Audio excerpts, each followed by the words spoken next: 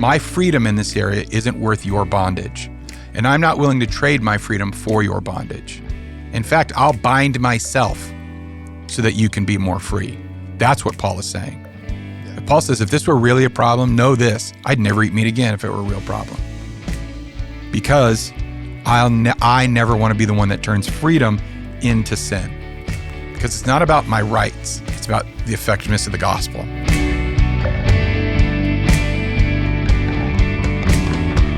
Pastor Canaan Baca, how you doing? Hello. I'm good. I'm excited to be back. Good. You got your little pin on there. Look at you. See, I was telling our producer that yesterday in my pants, I reached into my pocket and I found this guy in there. Wow. Hadn't worn the pants in a while. And I'm like, this is a sign. It's going to be a good day.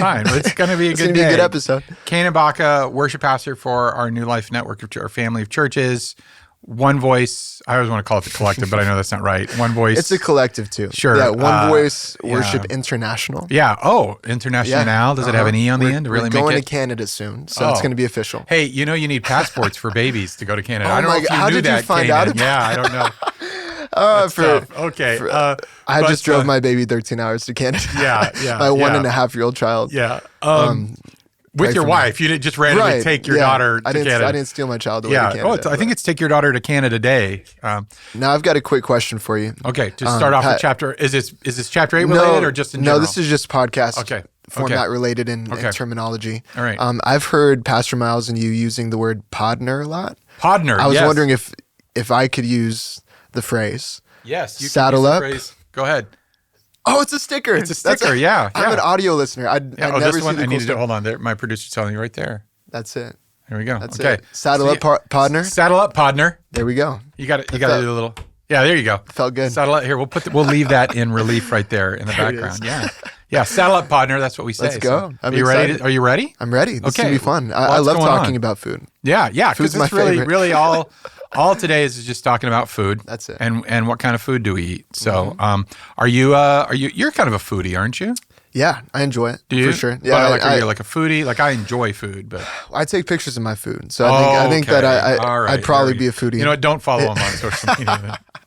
I don't post it. It's for my own enjoyment later. Yeah. So we're still looking at 1 Corinthians, everybody, and make sure that you're liking and sharing and doing all the things. And we're calling this one Church in Crisis. And the idea is that there are a lot of cultural issues that if we pay attention to what's actually going on in the Corinthian text, we'll see like, wow, that sounds familiar. Yeah. That sounds familiar. Things like sexual morality, sexual ethics. We have race comes into it. We have economic class and status comes into it. Karen's snitching on Yeah, people snitching all around. Yeah, we got snitches.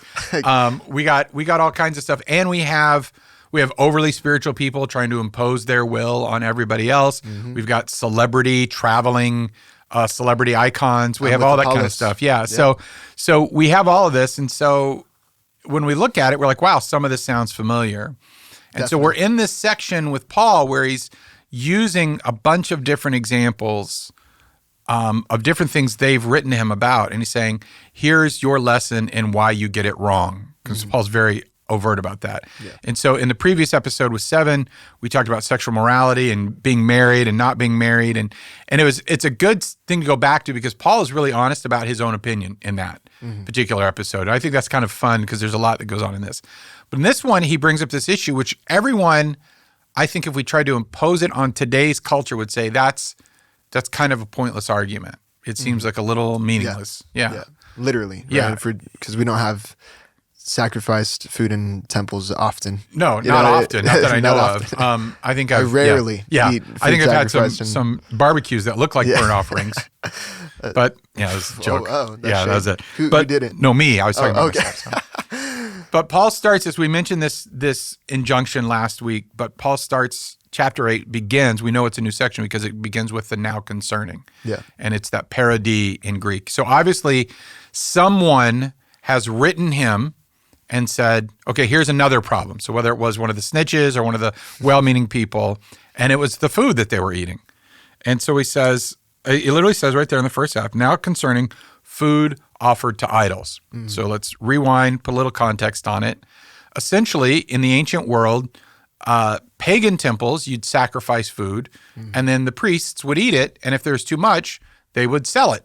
Yeah, like in the markets. Yeah, in the right? marketplace, So they you would could just take purchase because it was cooked food. Yeah. Which you couldn't preserve food. There was no preservation other than salt. So they would just take it out and either consume it themselves or they would sell it, which is interesting because and obviously anytime it's kind of a cool thing when you talk about this. In pagan worship, the reason you gave them food was because the gods couldn't feed themselves. They're hungry. Yeah. Yeah, and so you were feeding them. Yeah. In Jewish culture, you sacrifice to do this aroma, this kind of worshipful presence, but that food was also used to feed the priests and to feed the poor. They didn't sell it, but you would use it to feed the priests and feed the poor. Yeah. So there's this ongoing thing about, it's okay to eat. In both food. cultures, it was okay to eat the food that had been sacrificed to your God. Yeah. What Paul is having a problem with is this Corinthian church is now we have people, I don't worship that God anymore. Converts. Yeah, converts who say, I don't worship that God anymore. Yeah. Should I still eat the food that was sacrificed to them? Right. And it becomes this compelling argument because, like you said, it doesn't really reach into our world, but it does bring up this broader question of how much from my old life am I allowed or should, and the buzzword that's used here in our culture today is freedom. How much do I have the freedom to bring into the kingdom with me? That's a huge thing today. Yeah. People saying, I can do what I want. It's my choice, my thoughts, my way of living, right? Right. I can do, and what they do is they say, well, I have freedom in that area. We have it. Alcohol, anywhere, all the way from alcohol consumption, which is sort of biblically, it gets a little ambiguous, but even into whole areas of like sexual immorality. And are you and your partner married? No. Well, we can still have relations or I can live with them or whatever because I have freedom. God's given us freedom. And so Paul is really trying to say, hey, do you even understand what freedom is and how to use it? And so, love it. So that's where he goes and he says this, now concerning, so that's the signal that we've started a new section, food offered others, we know, and then the ESV puts it in quotes, but it says, all of us possess knowledge. So think of it like ironically. He's really been coming from. Super sarcastic. And he's really just warming up. It gets more intense in 9, and then it really gets intense in 9. But he's basically saying, hey, look, we all know, quote unquote, you guys are saying all of us possess this knowledge. Yeah. What he's kind of saying is a little bit sarcastically, but the sense of, you guys are telling me that everybody here gets it. And I think that's the best language. When we talk about the knowledge, the hidden knowledge or the secret mysteries, when they talk about it in the Bible, a modern way to say it is, oh, no, we get it and you don't. Yeah. And I think that is church language. Enlightened, right? Yeah, I'm enlightened, I'm free, I'm over it, I get it. And if someone struggles or they're still in conflict about an issue, it's just because they don't get it yet. Yeah. And so Paul says, okay, everyone has that knowledge, therefore, and he starts out, which is interesting because Paul starts this section with a pastoral principle, which he doesn't often do. But I think because he's going in and out of a little bit of sarcasm and irony, he doesn't want them to miss the point. Yeah. Because I think there's a lot that could be taken out of context going forward. So he starts out by saying, knowledge puffs up, love builds up. Yeah. So what he's doing is he's saying, okay, where do you want to start from? Do you want to start from your knowledge, your quote unquote knowledge, your wisdom, your secret insight, or are you going to start from a place of love?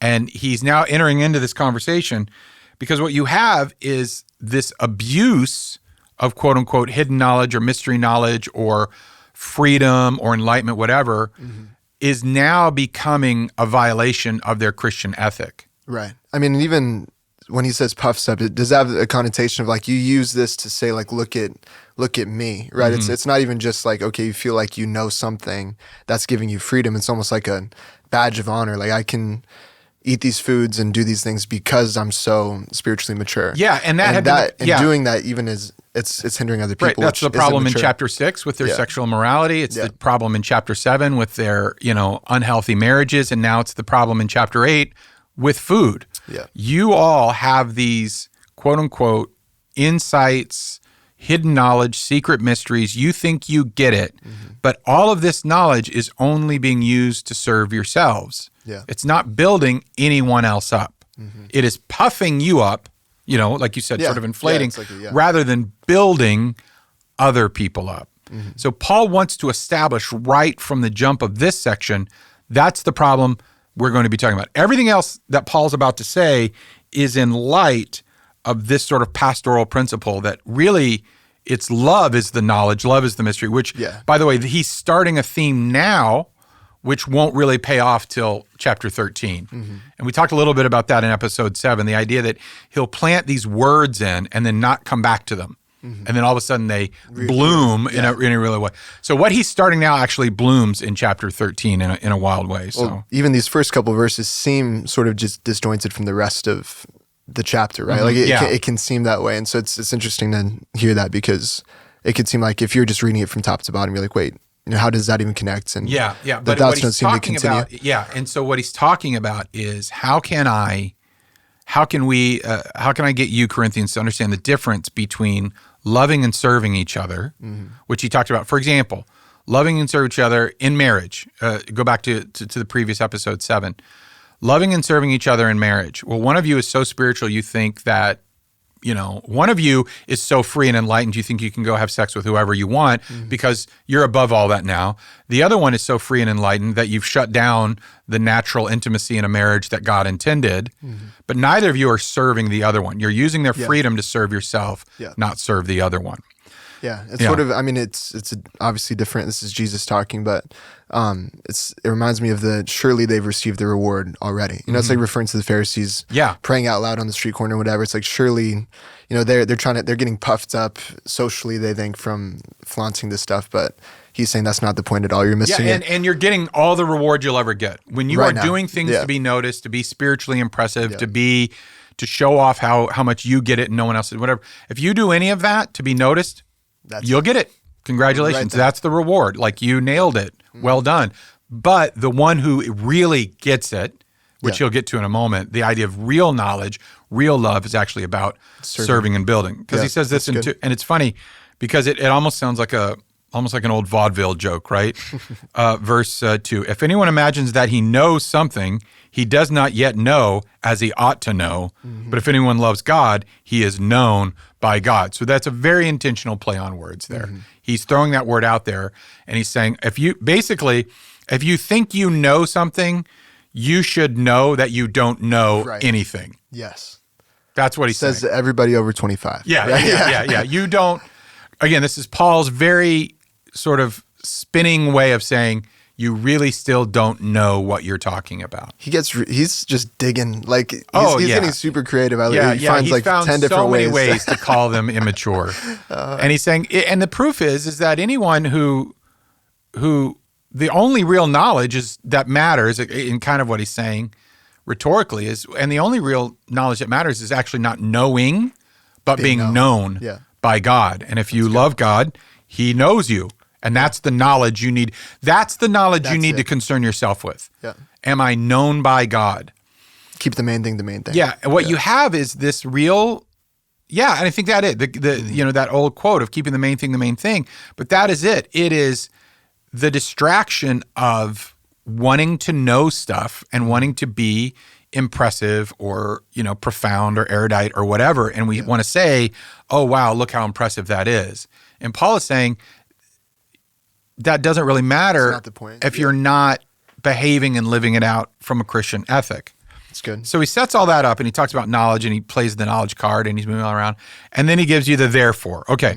Which is always, if you're studying the Bible, it's one of your favorite words you should look for, because it lets you know, because what I just said is true.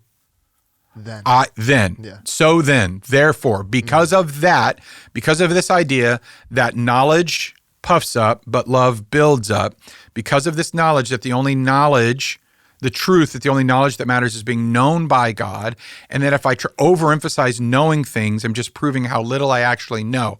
Because of all that, Paul says, let's talk about the food that you're eating offered to idols. So imagine the Corinthian reader, and they're probably looking around because this is being read out in public in church, and they're probably going, there's always a section of people that when you say something in church are going, yeah, Paul, get them. Yeah. So I hope that so-and-so over I hope such and such. Yeah, because And he goes, oh yeah, all those weirdos, like, oh, the guy with his mother, with his mom, his dad's wife. Hopefully he got this. Or, oh, you weird people going to the temple prostitutes. One guy to imagine that. Yeah. And everyone would have been like, yeah. And then all the people that everyone knows they go to temple prostitutes, and then all these overly spiritual women that are using the intimacy of their marriage as a power play, and everyone's looking around. Meanwhile, the guy, and all he does is he says, hey, I just invite people to go to the temple to eat with me because we're allowed to do that now. And he's probably getting off scot-free until Paul says, by the way, I'll give you another example, what you eat. And people would have gotten really nervous really quick, because here's why. This was not only a common practice, it was completely socially acceptable. Yeah. There was nothing inherently wrong. The other stuff was sketchy. So Paul says even the Greeks are offended by the guy with his father's wife. Yeah. Your sexual immorality is troubling and it's weird to other people. This, totally benign. It was not a problem. It was only a problem for the people that it was a problem for. Right. So Paul is willing to say, I want to talk about something that on the surface doesn't seem like a big deal. But according to you, because you wrote to me about it, it's tearing your church apart. Yeah. And I'd really, really wish that we had that letter. Oh, the first, the letter from them to Paul. I'd love to see that. But yeah, it gets to the overarching, it's the, rather than just the nuances of the specific issues, I love that he goes after the principle of serving one another. It's like, it seems like something like, why are we even talking about this if it's fine for me to do it technically? But it's the overarching theme of love one another and serve one another, forfeit what might be okay to do for your brother. And what he's saying in this part is let me give you something that really is, on paper, it really shouldn't be a problem at all. But because of your attitudes towards it, you've made it a problem. Okay. That's really what he's getting into. The way you're handling this is the problem. The thing, as we said, is not, I have it right here in my notes, the thing is not the thing. Yeah. It's not the meat. It's not the temples. It's not all of that. It is your attitudes specifically about this issue that has caused this completely mild issue to become a thing. Yeah. And believe it or not, it's not the weaker people who are the problem in this situation. Well, I was going to say, what did the attitude seem to be? So the attitude seemed to be this. So big picture, it's obvious that there were people that had come out of their pagan lifestyle who at one point had been perfectly comfortable eating the food from the temple because they believed it was an offering to the god they serve. Let's just randomly pick Zeus. Yeah. So just for the sake of clarity. So they believed in Zeus. They worshiped Zeus. They had no problem eating the food sacrificed to Zeus because Zeus was their god. They crossed that line. They gave their life to Christ. They realized that there is only one God. Some people said, well, Zeus isn't real, so it doesn't matter what I eat. Other people were saying, I know Zeus isn't real, but this feels wrong for me now. So you have these two spiritual attitudes. What do you mean? But it wasn't like, hey man, Zeus isn't real and we're going to get you there. You don't need to let this have bondage over your life. I understand. So let's just not go to the temple today. You come over, my family. That was one way to handle it. It was get over it. Yeah. It was, what's your problem? Zeus isn't real. You need to just grow up. In fact, I'm going to have you over and this is one theory. Wow. I'm going to purposely serve you this stuff, knowing that you have a problem with it. Wow. And even the fact that it is, and it's not that it was inherently sinful to eat the food. It was, you are causing another person to question and to stumble is the word, but to, I guess a modern way of it, without being facetious or anything like that, you're triggering something in this person. Yeah, for sure. You are stirring up something that, yes, on paper, it's not a problem, but for them, it's the issue. So let's look at it. He says this, therefore, as to the eating of food offered to idols, this is verse 4, we all know that, quote unquote, an idol has no real existence. So he's probably quoting back to them an actual line from the letter. From the letter, yeah. Sure. So the letter must have said something along the lines of, look, Paul, we all know that an idol has no real existence and there is no God but one. But some of our people are complaining that some of us, they're whining, and what they're doing is they're degrading the people who are struggling. Yeah. Yeah. And so Paul says, yeah, we all know that. And actually you kind of learn a little bit about Paul's greater theology.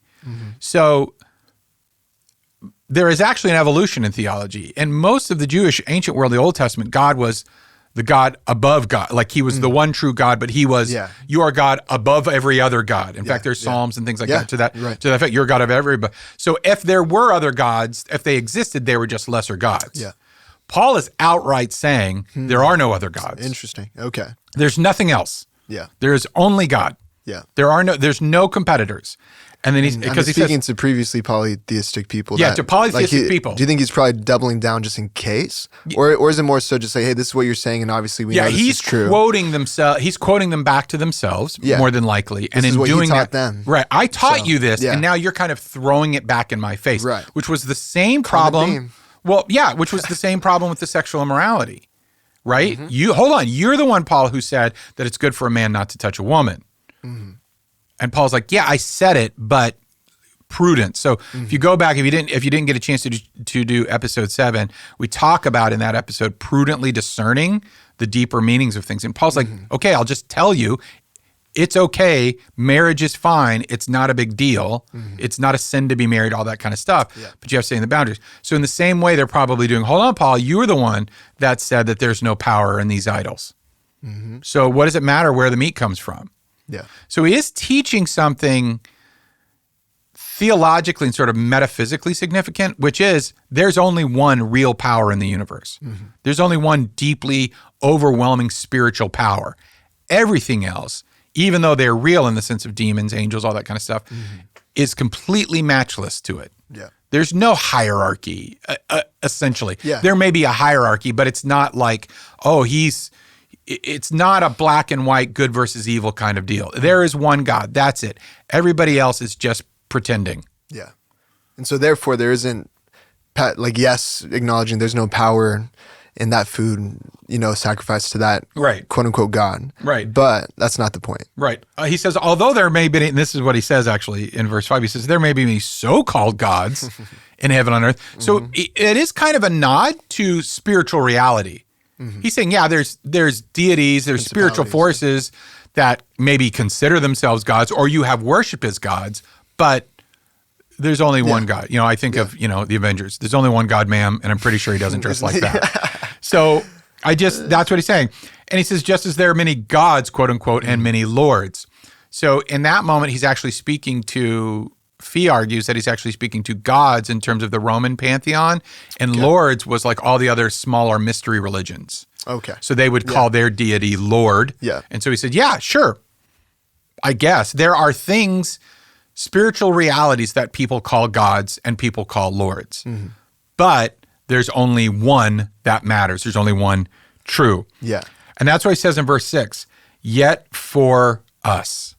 And that little turn of phrase seems very simple, but it's so huge for 1 Corinthians.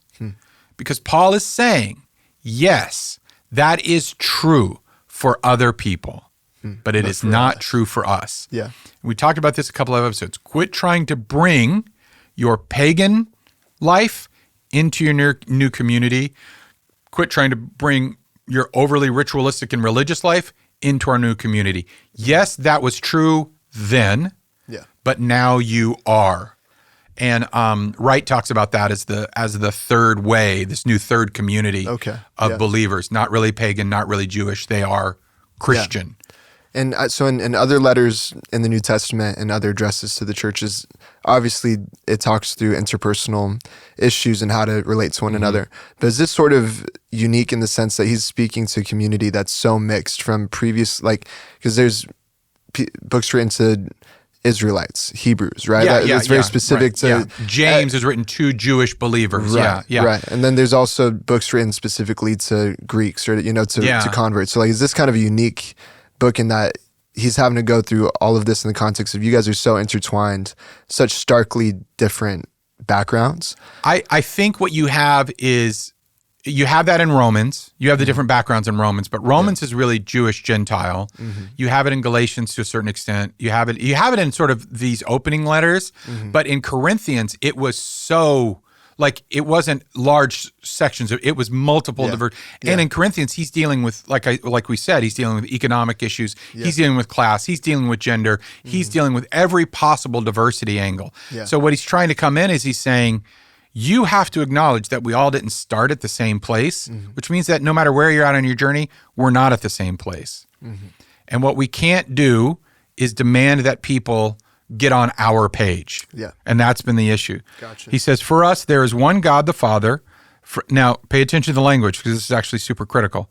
There's one God the Father, from whom are all things and for whom we exist. And one Lord, Jesus Christ. And then he says the exact same language, through whom are all things and through whom we exist. Yeah. Paul is undeniably equating Jesus and God as essentially the same being, person and being. So although he doesn't mention the Spirit here, Paul is beginning what he's planting the seeds, and he's beginning the process and beginning to slowly bring people in to this Trinitarian idea. Because Jesus has to be co-equal and of the same substance as God in order for Jesus' words to be authoritative. He'll play that off in the resurrection in chapter 15. All that comes together. And you say, well, no one ever, it's interesting because a lot of people who sort of attack the concept of Trinity say it's nowhere in the Bible. But you have Paul saying God and Lord, which were synonymous for Jews especially. That was synonymous language, even in Greek. And he's saying the Father is God, the Lord is Jesus Christ. So he's essentially saying they are essentially, in essence, in some profound mystery, the same thing. And then he uses what they did, exactly the same words. So there's no disparity there. And the preamble is also saying there's one God. We know there's one God. And then he says God the Father and Jesus the Lord, right? So it's set it up to make that point as well. Yeah, so he's saying, look, we all know, you said it, we all know there is no God but one, and he is God the Father, and he is Jesus Christ, and he is the Spirit, which he pulls later. And so it's just he puts that in there, not as the point, but he doesn't waste the opportunity to expand the concept of the Trinity a little bit there. Especially for a church that has a background of polytheism. Yeah, I'm sure. Yeah, you because it would be very easy for them to say, oh yeah, no, there's God the Father, and then there's Jesus, just separate. like there's Zeus, and then there's Hercules, one of his sons, his semi-human demigod son. I get that. And so Paul is saying, no. We are this other thing. Because the Jewish people would have been saying, no, there is one God, and Jesus was just this guy. Prophet. So, right. Yeah. So you have Greeks struggling with him being a demigod, a Hercules, like character, or Perseus-like character. And you have the Jews saying, no, he's just a prophet. And he's saying, no, he is God. And so he's having to embed that theological discipleship along the way with this practical. Super interesting. Yeah. Love that. And then he says this. So remember, it all started back in verse 1. Now we all know, we all possess this knowledge. We all know what's happening. You guys are super smart. You guys are super smart. And then in verse 7, he says, however, not all possess this knowledge. So he stops and he says, no, obviously not everybody gets it. Okay. Obviously, someone is struggling with this, because if they weren't struggling with it, wouldn't be an issue. The fact that there's an issue shows that somebody has a problem with it. So Paul's interesting. He goes, so what do we do when the minority have a problem with something? Flip it upside down. Yeah. What do we do? What do we do? And the minority is kind of wrong theologically. Like the people who were saying there's no power in these gods, I can eat whatever I want, theologically, they were absolutely correct. And Paul is acknowledging that. So Paul is kind of saying, congratulations, you're right. But not everybody gets that. And they may know it, but something's happening inside of them that they can't reconcile.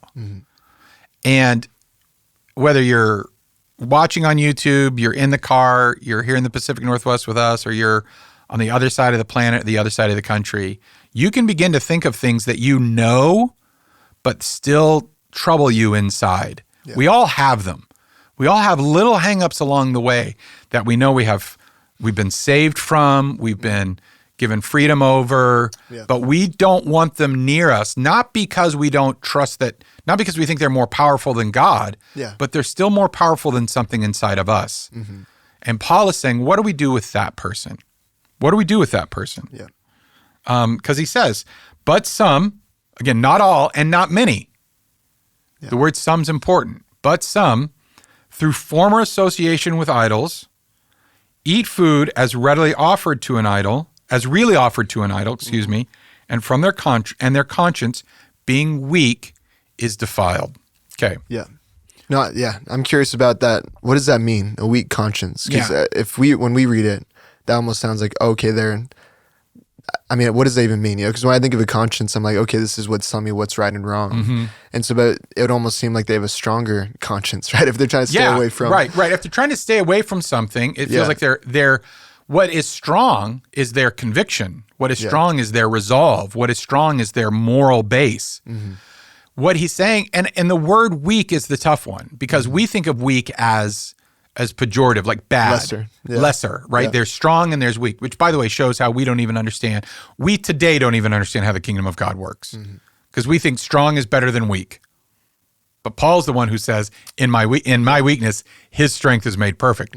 Paul understands the power of weakness. Paul understands that weakness can actually be a good thing. But the word weak, more than likely, one of the ways is not weak as in I'm a full-grown man who can't bench press my own weight, which is true. So I'm weak, okay? You have, your daughter's how old? A year and a half. Year and a half. You don't look at your year and a half old daughter and say, boy, she's weak. Yeah. Right? Oh, she's just weak. A baby, right? No, you say she's a baby. You're like, why doesn't she help around the house? She's a baby. We're working on it. I know. You guys are, yeah. But you see what I'm saying? All Paul is saying is their conscience isn't developed. Right. Their conscience isn't growing yet. It's not that it's weak, like sickly. It's weak, like underdeveloped. And their conscience, by the way, is not their sense of right and wrong. It's more like a moral compass. And because of their spiritual immaturity, their moral compass is easily swayed. Like James kind of talks about that. It's they can get all sorts of doctrines mixed up in their head and thrown around. So with the fear being for these people with a weak conscience, that if they were to do that, it could even sway them back to idol worship. That's actually Paul's biggest fear. Okay. Paul's biggest fear is not that they're going to stay that way. Paul's fear isn't that they're going to, Paul's demand is not that they grow up, number one. By the way, if you look at who he tells to grow up, it's all the people who think they're mature but not. That's in the first 2 chapters. He talks about that. None of you are as smart as you think you are. He said at least the weak people are admitting they're not as strong as they think they are. You can take a note from that, huh? They're the ones saying out loud, I'm struggling with this. And by the way, Jesus Christ himself said, blessed are the meek, blessed are the weak, blessed are the poor in spirit. So Paul is echoing that language. So what he's saying is essentially people who don't have that strength yet, right? So why are you treating them like they should? Yeah. And here in a second, he's going to say, and why are you making them do something they're not ready to do? That's a big thing. Yeah. So essentially, probably what you have is people, as we said earlier in the episode, who used to worship the pagan idols and were probably very devout, actually. Sure. And now that same level of devotion is switched to the one true God. So when their desire to be absolutely faithful to the one true God in the same way that they're absolutely faithful to their pagan gods, they feel conflicted. Because in a weird way, it's coming from a very sincere and sweet place, I think. Yeah. It's coming from a holy place. Absolutely. I don't think it's coming from I don't like it when we talk about being immature. And weak is the word that they choose. But it's just they're not there yet. Yeah. Okay, and so Paul says, so you have an option. You can either make them get there, or you can walk with them. And he says, so what he does too, and he says, and by the way, it's defiled. Their conscience is holy if they don't eat. Yeah. Right or wrong. Right. Yeah. Because the sincerity of their heart is following conviction. You can talk about whether they should be convicted or not, but they're following their conviction, so they're holy. If they eat thinking it could be wrong, then it's wrong to them. Wrong to them is tough because that gets into like a moral relativism.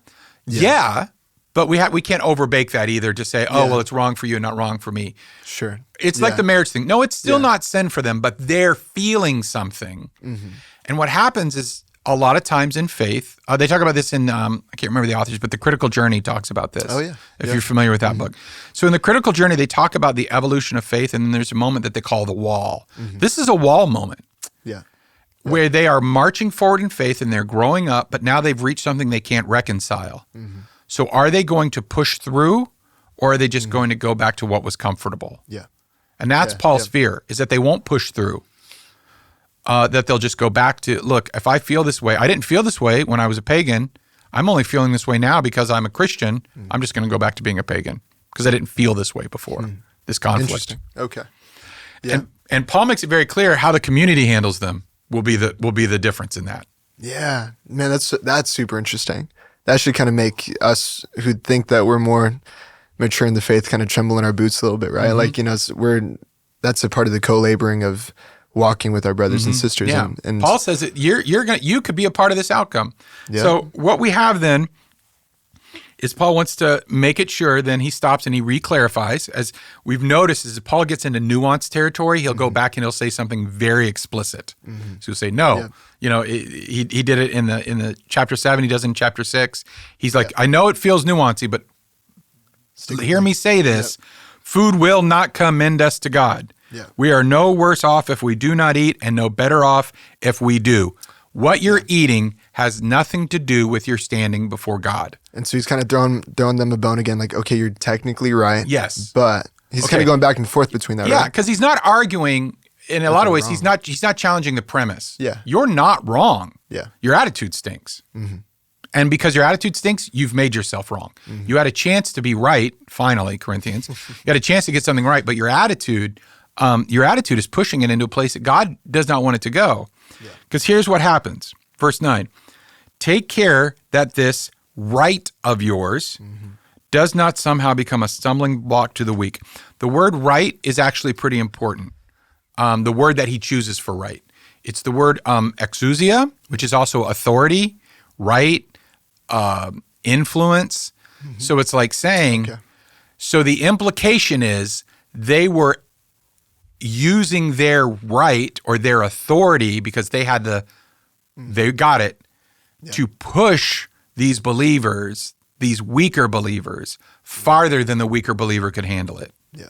And as a result, the weaker believers weren't moving forward, they were stumbling back. Okay? Yeah. And how often we do that?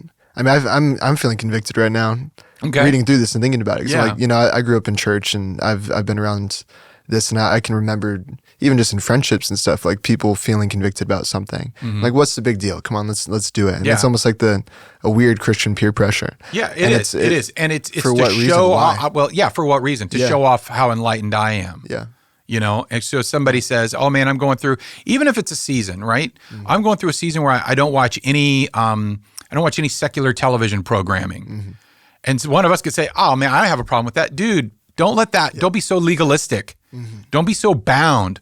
Live in freedom. Watch this show. Come over. Watch it with me, and I'll show you how fun it is. You need to be free. You need to experience grace like I do. Meanwhile, we don't know temptations, habits, mindsets, values that are triggering in that person. Yeah. And what did we do? We didn't move them forward. We helped them stumble back. I grew up also Pentecostal and Southern, so music was a big thing. You didn't listen to secular music. I mean, were you allowed to go to the show?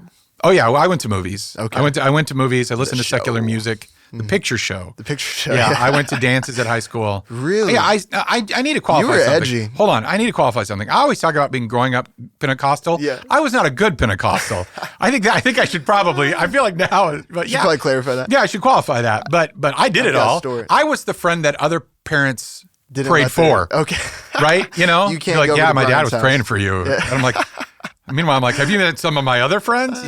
But yeah, and so it'd be like, oh, bro, have you heard this song? I'm like, oh, I don't listen to secular music. Dude, come on. Don't get hung up. Yeah. But what we do is we push our freedom into their struggle, and we are not setting them free. We're binding them deeper. That's what Paul's point is. Yeah. So we have to, Canaan, you asked yourself, and I don't think we should go on. I think all of us, however you're a part of the podcast, or if you've dealt with this, or you can share in the comments, if you've dealt with this or anything like that. Why do we do that? Yeah. Whose business is it of ours? Yeah. And I don't think it's because we want them to share in freedom. I think it's because we want someone to be with us in our sin. Well, I was going to say, like, it might be trying to justify what we've rationalized in our minds, right? Yeah. Wait, is it? No, it can't be a sin. Here, I'll show you. I'll prove to you it's not. Yeah. Yeah. Instead of just being comfortable, no, it's a thing to you. It's not a thing to me, and let's go on. Yeah. Or we don't want to admit that someone might be more holy than us. Yeah.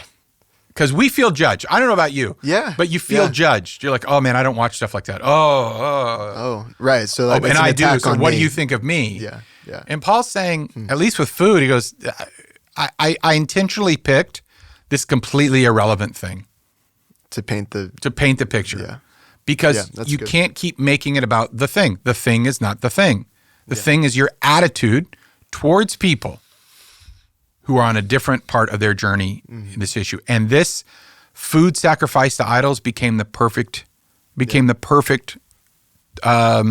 field test for them. For sure. Because it fundamentally was not sinful. Yeah. At its fundamental core, it was not sinful. But what does it set up? So he says, if anyone take care that you are not forcing or using your authority as quote unquote the more mature person, basically that you're not forcing your freedom upon them. For if anyone sees you who have knowledge eating in an idol's temple, will he not be encouraged? Yeah. The people who get it. Do it, right. Well, what he's saying is the people who have the knowledge, they see you, they'll be like, yeah, let's live in freedom. Let's be okay.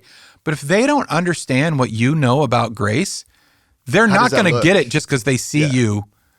It's going to destroy them. Well, yeah, I mean, and so something that Fee had pointed out, and I'd be curious to see what you think. It seems like Paul's highlighting not so much eating privately, like buying food from that was in the temple and eating it at home with your family. Yeah. It's specifically in the temple, which you might be able to draw the connection. It's like during these sacrifices, these believers are going in. Right, you're going, probably because it's fresh. Sure. Or it's a festival, or you want to show off your wealth. There's like all sorts of motivation why you would have been in the temple in the first place. Because at that point, if it's there and they just sacrificed it, not only are you eating it, you are in the temple. You have somewhat participated in the sacrifice and all of the rampant and very graphic immorality that was around a lot of these festivals. So it's not just the thing. Yeah. It is someone seeing you as, wait, I thought we were different. Yeah. I thought we were separate people. And that guy is one of the elders. He's one of the wealthy people in my church. And I'm supposed to look up to him. That may be an elder or a leader. He's the one who had brought me, all of these things. And he's saying, okay, you're right. Was it worth it? Yeah. Was it worth it? Because almost like they're trying to make a point. Yeah. And so Paul says, listen to this. And so, again, that's we talk a lot about paying attention to grammar points. Yeah. So you had some 4, 4, 4, and then Paul resolves all of those 4, 4, 4 with and so. So because look at the grammar in this. It goes, however, but, for, and then 11, and so. So Paul has threaded that argument all the way through, and he says, by your knowledge, this weak person is destroyed, the brother for whom Christ died. Ugh. Through the also, you could eat something at the temple. So you can hear the outrage, that righteous indignation, Paul, and it's almost like he wanted to write, was it worth it? Was it worth it so you could be right? Yeah. And thus sinning against your brother. So even sinning against your brother. The thing isn't the thing, but your heart made it sinful. Think about that. You made this thing that wasn't. And should never have been. You found a way. You still found a way to make it sinful. Should have been fine. Yeah. You guys are so good at this. You don't even have to try anymore. But that's so critical. Seriously. You turned it into something. Yeah. It was nothing. But because you demanded it. You're entitled to it. Yeah. I shouldn't let someone else's struggles in faith speak to me. Yeah. What you did is you took the very heart of Christianity, which is to live in freedom because it is for freedom that Christ has set us free. If there's only one true God and I serve him, there's no power in this world to have power over me. And you made it about whether or not you wanted to have some good food. And in doing so, you took the life of sacrifice and made it about your own wants and desires. And you just didn't care for someone whose conscience wasn't there yet. Again, don't think weak like frail, but weak like underdeveloped. Yeah. They weren't there yet, but you just had to have it. I mean, and to puff you up. So it's almost like the second sin is probably pride, in a sense. Yeah. Right? I remember, again, we've talked a little bit about like alcohol consumption on the show. And, it's a big, broad issue for a lot of people. But there are often seasons where it became like you're not really spiritual if you don't drink alcohol. It shows how legalistic and bound you are. Totally, yeah. And yet, you've taken the thing which is nothing at all, and you turned it. You found it. We find a way. We find a way to make it about ourselves, because the very inherent nature of Christianity is that it doesn't insist on itself, right? Paul's gonna remember. I mentioned Paul dropped the word love in there. Well, in the 13th chapter, he says, love does not demand its own. The very nature of love is not to demand its own rights. Yeah. And so he's starting to lay that argument in here. Thus, and I love that you just ran right into that. I think it's more. And so, by your knowledge, the weak person is destroyed, the brother for whom Christ died. Yeah. So look what you just did to the sacrifice of Jesus. Thus, sinning against your brother. Yeah. Now listen to this argument. Thus, sinning against your brother and wounding their conscience when it's weak. So you basically just kicked a baby. Well, that's okay. That got dark really quick. Just kicked a baby. Yeah. Okay. Sure. Picture that. Wait, no. But Think look about what he says. You're offending them, but you sin against Christ. Sin against Christ. Yeah. That's heavy. Because they are in Christ. Yeah. He died for him. You have driven over, you've bulldozed over the sacrifice of Jesus Christ. Yeah. By demanding that their freedom match yours. And what did you do? You took it right back to anything other than the gospel and the truth of the cross being the proof of spiritual life. You made something else. Yeah. Circumcision, morality. Now it's, look how spiritual I am. I can eat food sacrificed to idols. You can't eat food sacrificed to idols? Get over it. Come with me. Meanwhile, this person's being torn apart because they maybe even have head knowledge. I know it's not real, but my whole life was in this place. And the worst part of me was in this place. Yeah. When I was in Bible college, the story's going to get weird, but it's going to make sense. Get weird. When I was in Bible college, I was the PA announcer for the basketball team. Nice. Okay. Did you have a voice you would do for that? I was the voice of the Spartans. Okay. Did you Well, let's save that. Okay. Okay. So I picked all the music that the basketball team would come out to. I can only imagine the playlist. No, I never played I Can Only Imagine. So one of the songs I picked is a song by Dick Dale and the Deltones.